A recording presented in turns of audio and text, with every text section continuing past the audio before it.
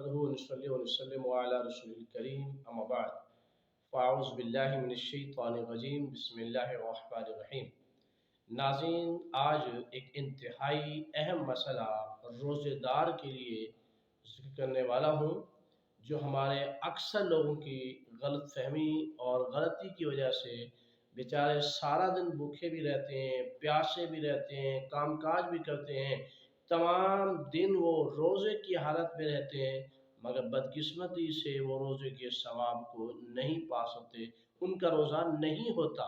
नाज़रीन, वो रोज़ा उनके लिए कज़ा लाजिम है, वो रोज़ा उनका किसी सूरत नहीं हो सकता, उनकी सिर्फ एक कोताही और एक गलती की वजह से, और वो गलती जो आगे चल के मैं आपको तफसील से बताऊंगा भी सही, उस एक गलती की वजह से, चूँकि नाज़रीन हमारी शुमी किस्मत है कि हम हर चीज़ का इल्म हासिल करते हैं, लेकिन हम दीन के इल्म की तरफ कभी जुस्तजू नहीं करते, अंदाज़ों से फैसले करते हैं, अंदाज़ों से अपने बातें मानते हैं, जो हमारे मन में आते हैं हम वो कर लेते हैं, अपने दिलो दिमाग से पूछते हैं, शरीयत से नहीं पूछते। हालांकि जो दीन की बात होती है वो हमारे दिमाग की बात नहीं होती, वो दीन की, यह कुरान बताता है, यह हदीस बताता है, यह सरवर अंबिया सल्लल्लाहु अलैहि वसल्लम का फरमानुआत बताते हैं, या फिर सहाबा के अक़वाल बताते हैं, या अहले बैत अतहार के फरमानुआत बताते हैं। नाज़रीन, ये बात ज़हन में रखिएगा, दीनी मामले में कभी भी अपनी राय को फ़ौक़ियत न दें, बल्कि दीनी मामले में इस्लाम और दीन को फ़ौक़ियत दें, तो फिर हमें दीनी मामलात में अजर सवाब भी मिलेगा और उनके फ़वाइद और समरात भी मिलेंगे।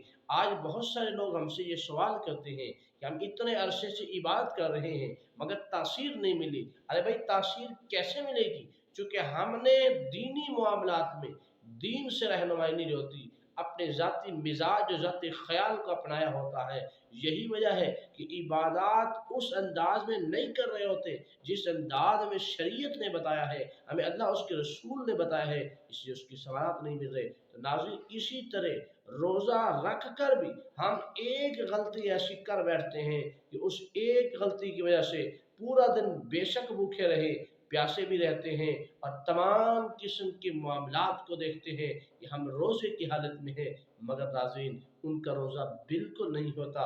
वो एक गलती क्या है? वो गलती है कि सहरी को सही वक्त पर ख़त्म न करना। आप समझें, सही वक्त का मतलब ये है जो इंतहाई सहर है, जिसको सहरी ख़त्म होने का वक्त है, वो ख़त्म हुआ है और लोग इंतज़ार में बैठे हैं कि जी अज़ान होगी फिर हम खाना पीना बंद करेंगे, या जी 1-2 मिनट में कुछ नहीं होता।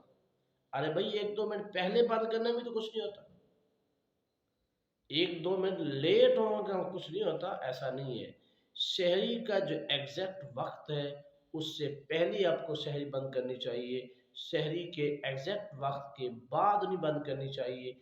अगर बंद करेंगे तो आपका रोज़ा नहीं होगा, चाहे आप सारा दिन भूखे रहें, प्यासे रहें, रोज़े की कैफियत में रहें, सब कुछ करें, मगर रोज़ा नहीं पा पाएंगे। नाज़रीन, रोज़े के सवाब से महरूम रहेंगे।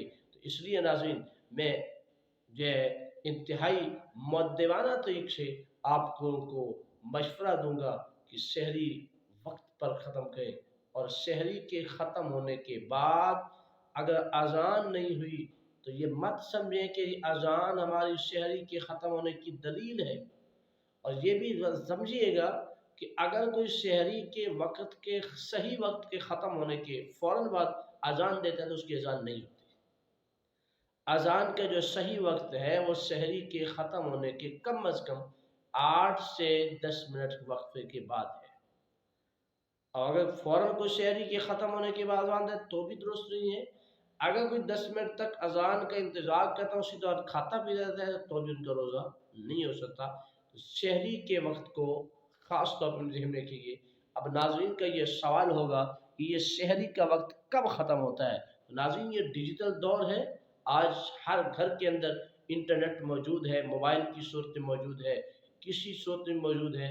तो आप गूगल पे जाके सर्च करें, अपने सिटी का कैलेंडर सर्च करें, आपको आपके सिटी का कैलेंडर मिल जाएगा, और उसी कैलेंडर के वो फॉलो करते हुए आप फ़िक़्ह हनफ़ी को फॉलो करते हुए उस कैलेंडर को फॉलो करेंगे तो इंशाअल्लाह आपको تمام قسم کی معلومات مل جائیں گی کہ سحری کب ختم ہونی ہے، افطار کب ہونا ہے۔ تو ناظرین، یہ تمام باتیں تھیں جو انتہائی ضروری ہے آپ کے لیے کہ اس ایک غلطی کا اشارہ کیا جائے کہ سحری وقت پر ختم کی جائے، اس سے لیٹ نہ کیا جائے۔